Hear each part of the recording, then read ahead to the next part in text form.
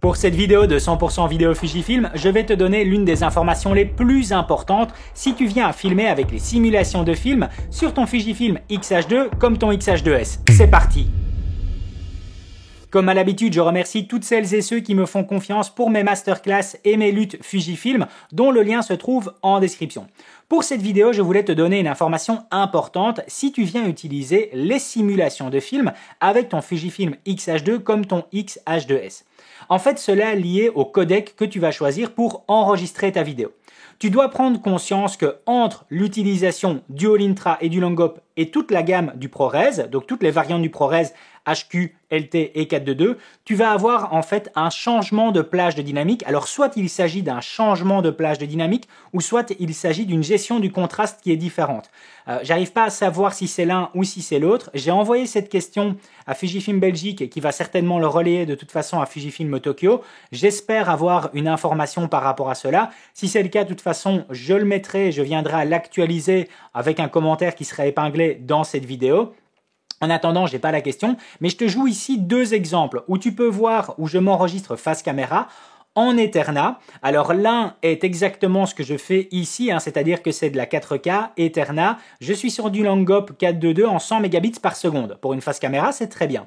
J'ai exactement la même chose sur exactement les mêmes réglages d'exposition en ProRes sur l'autre plan et tu peux voir que la gestion de dynamique est totalement différente. Comme je dis, soit la gestion de dynamique ou soit le niveau de contraste qui est vraiment brûlé en fait dans le fichier vidéo. Donc en attendant, tu dois vraiment prendre conscience de ça. Alors est-ce que c'est mieux du coup de filmer en Longop ou All-Intra ou en ProRes? En fait ça c'est à toi de voir par rapport justement à tes goûts et tes couleurs, à ta création artistique, à ta gestion. Moi, je note simplement que par rapport à mon utilisation, je trouve qu'on a une gestion au niveau du highlight roll-off, donc les hautes lumières comme ça, et surtout par rapport aux teintes de peau, par rapport à mon front, etc., qu'on a une gestion de ces hautes lumières qui est parfaite sur du Longop comme du All-Intra, identique. Mais par contre, dès qu'on bascule sur le ProRes, là, c'est là, ça part un peu en vrille. Et donc voilà, je crois que c'est vraiment important de t'en parler parce que peut-être que tu as l'habitude aussi toi d'utiliser les simulations de films lorsque tu veux un rendu qui soit directement livrable ou utilisable et pas forcément passer par une post-production du F-Log. Et si tu n'es pas au courant de cette information, tu peux peut-être en tout cas caler ton exposition comme tu as l'habitude de faire avec justement du All-Intra ou du Longop. Et quand tu viens utiliser le ProRes, tu vas t'apercevoir par après que ton fichier est pas bon, que ton rendu est pas bon au niveau de l'exposition.